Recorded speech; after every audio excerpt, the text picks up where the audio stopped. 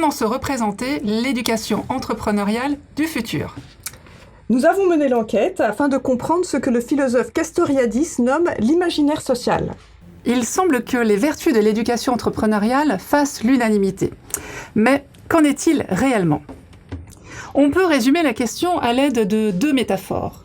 Est-ce que l'éducation entrepreneuriale est plutôt de type élixir, c'est-à-dire un remède vital pour la société et les hommes, ou bien plutôt de type gène mutant qui va sélectionner les individus les plus adaptés à la société ?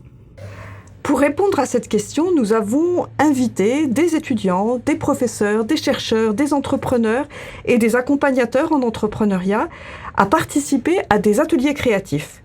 Nous avons ainsi recueilli 65 scénarios qui ont été analysés, synthétisés, puis soumis à une enquête quantitative auprès de 391 personnes. L'analyse fait ressortir 4 types de récits imaginaires. Le premier récit décrit une communauté d'apprentissage bienveillante, basée sur des projets ouverts à tous dès le plus jeune âge et facilités par des coachs. C'est de loin le récit préféré. La majorité des sondés voudraient le voir se réaliser, mais ils pensent qu'il est peu probable qu'il se réalise. À l'inverse, le récit considéré comme le plus probable est celui de la technologie numérique au service des projets. La technologie y est décrite positivement.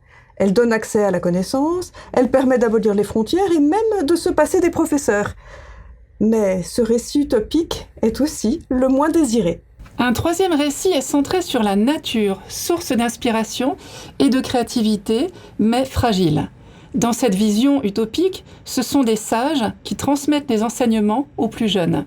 C'est un scénario également très désiré, mais il est perçu comme le moins probable.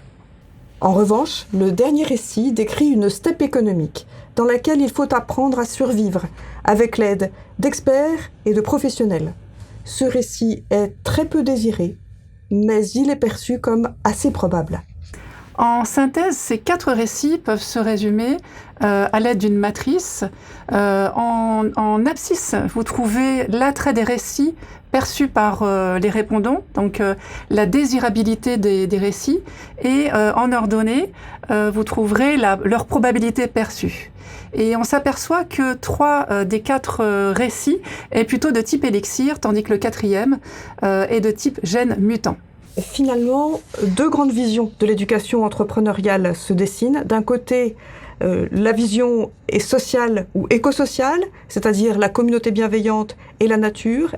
À l'opposé, une vision cognitive, compatible avec l'imaginaire capitaliste contemporain, valorisant l'éducation comme un moyen d'apprentissage individuel, c'est la STEP, ou collectif, c'est la technologie.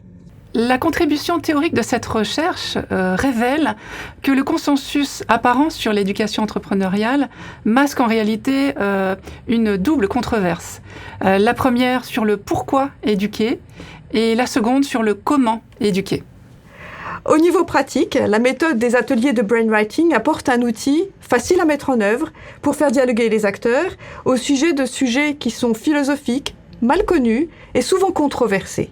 Alors, vous êtes prêts à débattre ?